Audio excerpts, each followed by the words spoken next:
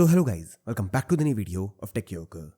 In this video, I will guide you with how you can download and install PC Health Check app for Windows 11 and Windows 10. Simply open Microsoft Store or taskbar. Now here, click on the search bar. Now search for PC Health Check app.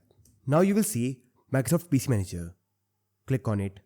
So basically, Microsoft ended support for PC Health Check app. But now you can use Microsoft PC Manager for health check of your PC. Click on install to install it. Now click on yes.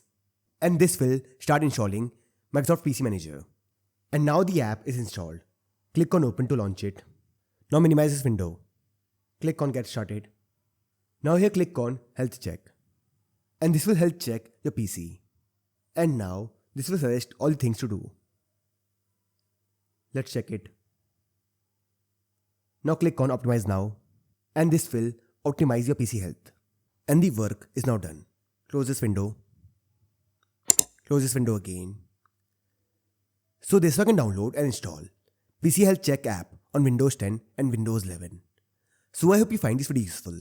And if you do, then don't forget to like this video and subscribe our channel.